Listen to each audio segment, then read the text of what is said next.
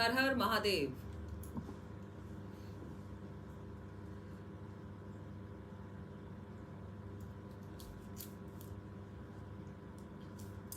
आप सभी मुझे अगर जुड़ते हुए दिख जाएं तो मैं अपना उद्बोधन शुरू करूं, और आशा करती हूं आप सभी जो हैं स्वस्थ हैं, व्यस्त भी हैं, सुरक्षित हैं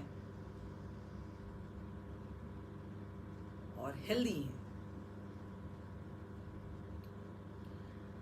आप सभी का केसरिया हिंदू वाहिनी में बहुत बहुत स्वागत। मैं शिवानी दुर्गा, केसरिया की एक सदस्य, और मेरे अनुज जो हैं केसरिया के संस्थापक अतुल मिश्रा जी, उनको बहुत बहुत आभार प्रकट करती हूँ कि वो संपर्क में रहते हैं और उन्होंने कहा कि आपको दीदी आना है, तो मुझे लगा कि अब मुझे जाना चाहिए, बात करनी चाहिए।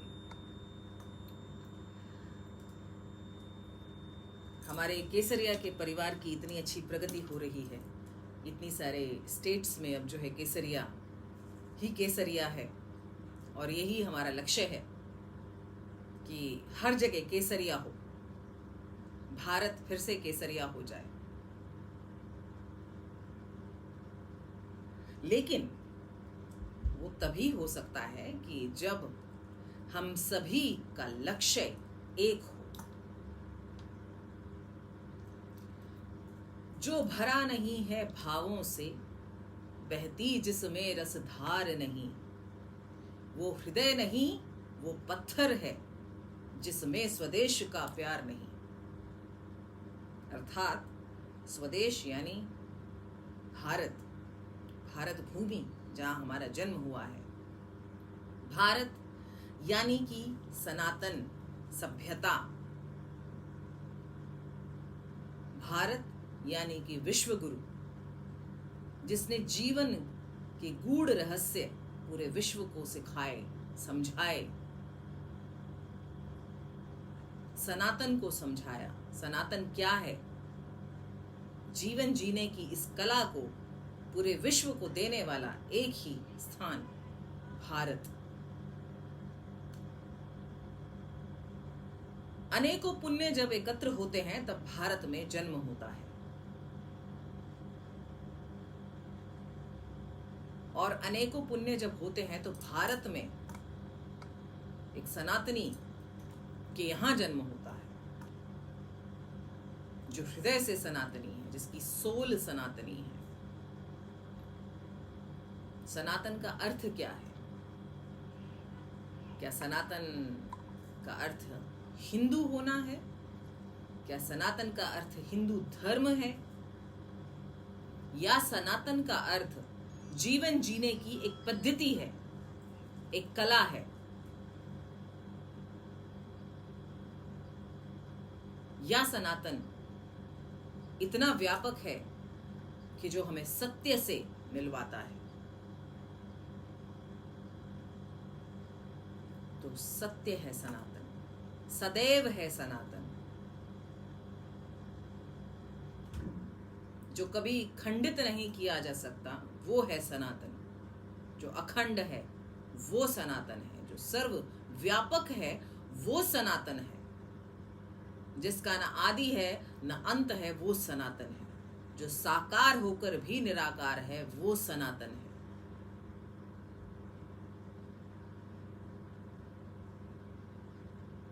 लेकिन पिछले कुछ सदियों में सनातन का कोई ह्रास नहीं कर पाया है। सनातन को कोई नहीं कुछ कर पाया है। आप जाकर के देखिए पीछे, सनातन को कोई कुछ नहीं कर पाया। सनातन के साथ छेड़छाड़ नहीं हुई। किसके साथ छेड़छाड़ हुई? वर्ण के साथ छेड़छाड़ हुई।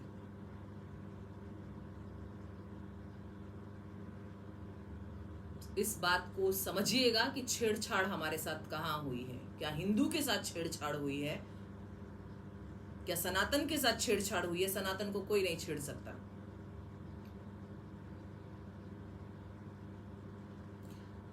छेड़छाड़ वर्ण के साथ हुई है, हमारी अल्प बुद्धि के साथ हुई है, हमारी लालच के साथ हुई है, हमारी कमजोरी के साथ हुई है।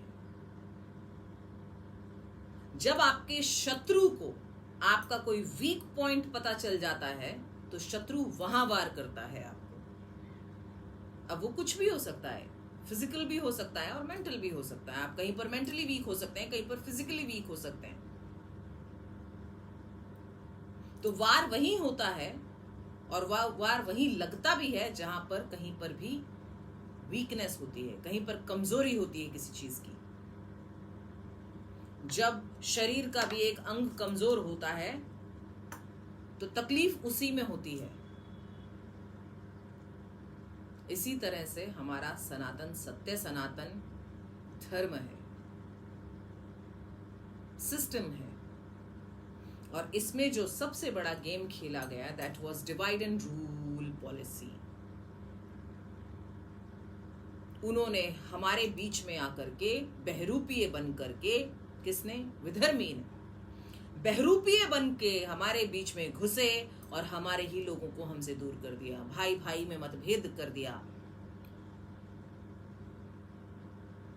जिसकी वजह से आज हिंदू ही हिंदू का शत्रु बन गया। बाहर वालों से कहते हैं ना, जब अपना सिक्का खोटा हो तो बाहर वालों को कुछ नहीं कहा जा सकता। कहीं कमजोरी हमारे अंदर थी और ये हमें मानना पड़ेगा।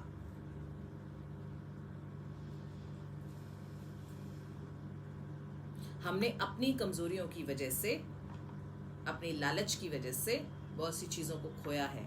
अब नहीं, अब हमारे पास बल भी है, बुद्धि भी है, और अब हम समझ भी रहे हैं, देख भी रहे हैं, हमारे पास एविडेंसेस भी हैं, प्रूफ भी हैं, प्रमाण भी हैं कि हमारे साथ क्या किया गया है। तो अब हमें एक साथ जुड़ना होगा। यूनिटी इज स्ट्रेंथ, ये हम सभी जानते हैं कि अगर माचिस की 100 तीलियां एक साथ रख के उनको तोड़ने का प्रयास किया जाए तो तोड़ा नहीं जा सकता, लेकिन अगर वो तीली अकेली हो तो उसे तोड़ना आसान होता है। इसीलिए तो डिवाइड एंड रूल पॉलिसी खेली जाती है ना, कि इनको दूर करो, दूर होंगे, अकेले पड़ जाएंगे, और अकेले जब व्यक्ति पड़ जाता है तो ना उसके पास सोचने की क्षमता बचती है, ना शारीरिक बल बचता है।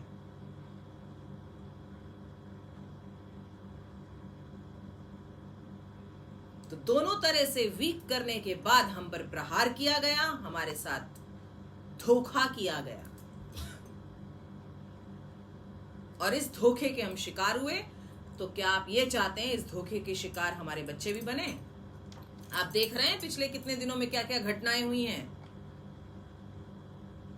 एक हमारे वीर योद्धा कमलेश तिवारी जी को किस तरह से उनके ऊपर इनाम रखा गया था। क्यों? क्योंकि वो हिंदुत्व की बात करते थे, वो हिंदू के लिए लड़ते थे, अकेले लड़ते थे, और यही चीज वापस से दोहराई जाने की चेष्टा की जा रही है। किसके साथ? यति नरसिंहानंद सरस्वती जी के साथ में। ये किसी के साथ भी हो सकता है। कल को आप, मैं, कोई भी इस कैटेगरी में आ सकता है। जो भी हिंदुत्व के लिए खड़ा होगा उसके खिलाफ फतवे जारी किए जाएंगे। जो सनातन की बात करेगा उसके लिए फतवे जारी किए जाएंगे। उसे मारने के लिए कहा जाएगा। अमानतुल्लाह खान नाम के व्यक्ति ने कितने धड़ल्ले से कहा, इनका सर काट दो, जबान काट दो। इतनी हिम्मत किसने दी?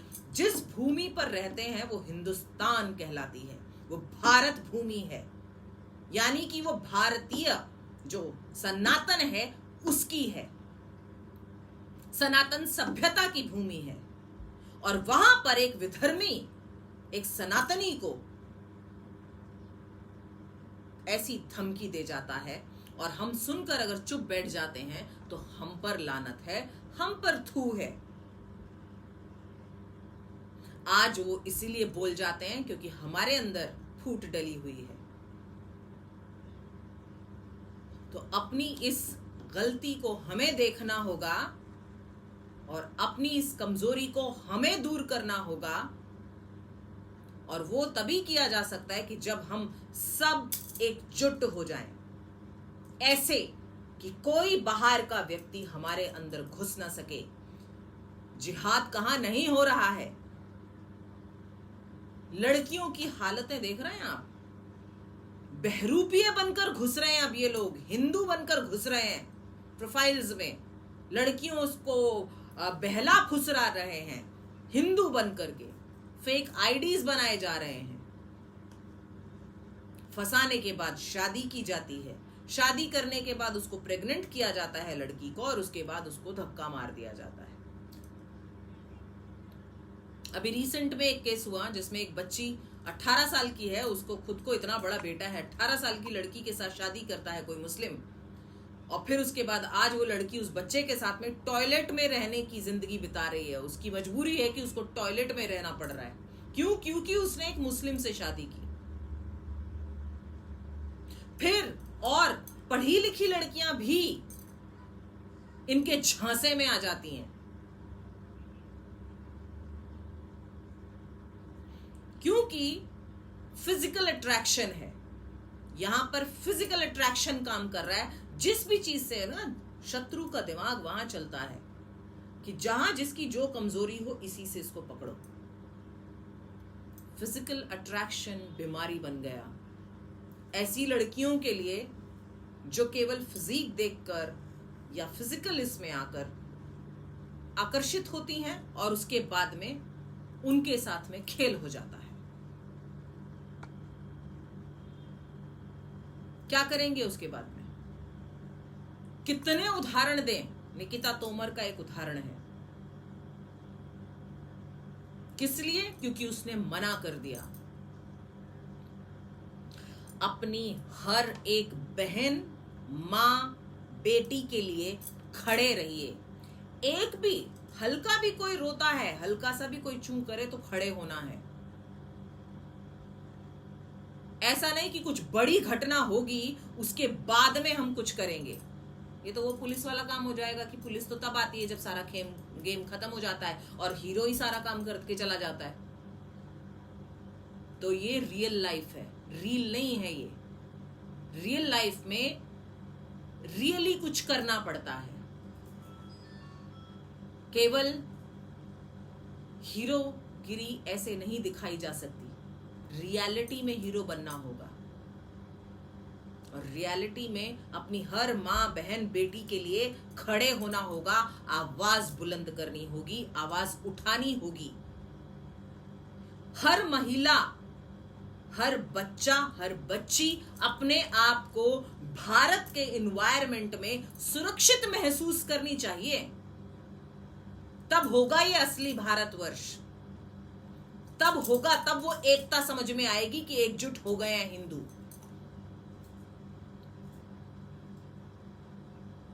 तो आज से ही ये प्रण ले लीजिए, क्योंकि आप उसको दूसरे की बच्ची मत समझिए।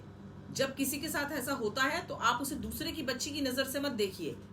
आप ये सोचिए कि ये आपकी बच्ची होती तो आप क्या करते। अक्सर कई लोग बोल देते हैं, ignore it, ignore them, ignorance is bliss. ये रॉन्ग अवधारणा है, गलत अवधारणा है। इग्नोर इग्नोर इग्नोर करके आज हम इग्नोर कर दिए गए हैं। हमारी हर बात को इग्नोर कर दिया जाता है, सीरियस बात को भी इग्नोर कर दिया जाता है। इग्नोर नहीं करना है, हर बार इग्नोर करते रहे, इसीलिए आज हम मानसिक गुलाम हैं। प्रताड़ित हिंदू होता है कहां पर? हिंदुस्तान में। विडंबना है। एक व्यक्ति, एक समुदाय के लिए एक रूल है, दूसरे समुदाय के लिए दूसरा रूल है। हिंदू को 2 ही बच्चे होने चाहिए, पर विधर्मी के यहां पर 16 बच्चे भी चलेंगे। हिंदू एक ही शादी करना चाहिए, लेकिन दूसरी जो कम्युनिटी है वो 4 शादियां भी कर सकती है। एक ही देश में कितने कानून, और ऐसे कानून जो हिंदू के फेवर में नहीं है। तो आप अपनी ताकत को बढ़ाइए, और अपनी ताकत हम तभी बढ़ा सकते हैं जब हम ऐसे हो जाएं। आपसी मतभेद हैं, वो मतभेद रहेंगे, क्योंकि जहां चार बर्तन होते हैं वहां आवाज होती है, खड़कते हैं, गिरते भी हैं, लेकिन बर्तन एक ही अलमारी में रहते हैं, किचन में एक ही जगह है, उनका स्थान एक ही है, वो है किचन। ऐसे ही आपस में मतभेद हो, कुछ भी हो, लेकिन ये जो सनातन वृक्ष है इसको मजबूती से पकड़ के रखिए। धर्मो रक्षति रक्षिता, ये सनातन ही बचाएगा अंततः। आपस में जुड़े रहेंगे तो कोई हमें बेंड नहीं कर पाएगा, बिखरेंगे तो तोड़ना हमें आसान हो जाएगा।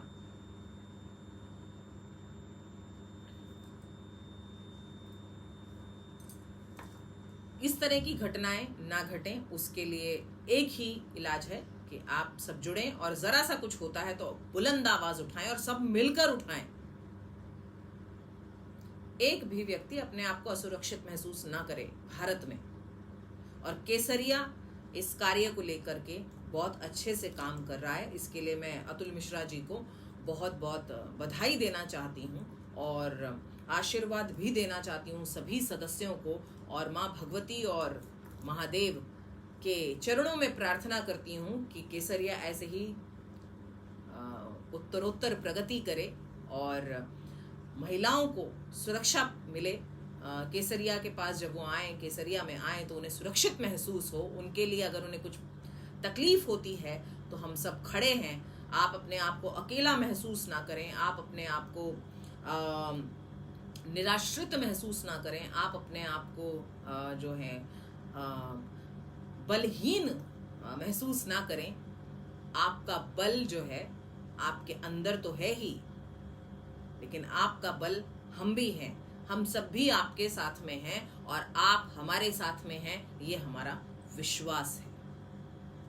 सभी केसरिया के सदस्यों को मैं धन्यवाद देती हूँ। सभी केसरिया के सदस्यों को मैं देखती रहती हूँ, मैं अक्सर पोस्ट चेक करती रहती हूँ, और मुझे पता चलता है कि बहुत अच्छे से जो है केसरिया आगे बढ़ रहा है, और सभी सदस्य खुश हैं, महिलाएं भी जुड़ रही हैं। ये बहुत अच्छी बात है कि ये केसरिया जो है एक बड़े वृक्ष की तरह है,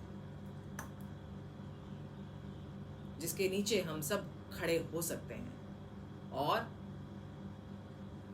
भारत के लिए, धर्म के लिए, अपने लिए, अपने आने वाले समय के लिए, भविष्य के लिए, और भविष्य में जो पीढ़ियां आएंगी उनके लिए एक एग्जाम्पल हम छोड़कर जा सकते हैं। इसी के साथ मैं विराम लेती हूं। आप सभी को बहुत बहुत धन्यवाद कि आप लाइव आए, और मैं आपको एक छोटा सा टिप देकर जाती हूँ, बिकॉज मेरा फील्ड जो है वो तंत्र का है, तो मैं आप सभी को एक टिप देके जाती हूँ। गर्मियाँ हैं, पुदीना बहुत आसान होता है, दोनों तरीके से काम करता है, हेल्दी भी है और प्रॉस्पेरिटी को भी अट्रैक्ट करता है, प्रोटेक्शन भी लेकर आता है। तो आप अपने घर में पुदीना उगाएं, मैंने भी लगा रखा है। मुंबई में छोटा प्लेस होता है तो मैंने छोटा सा लगा रखा है। आपके पास अपनी जगह हो तो आप खूब सारा पुदीना लगाएं, क्योंकि पुदीना धन को भी आकर्षित करता है, पुदीना सुरक्षा की दृष्टि से कवच का कार्य करता है, और पुदीना हेल्थ के लिए बेनिफिशियल है। So all the best to all of you. हर हर महादेव, जय भवानी, जय भारत।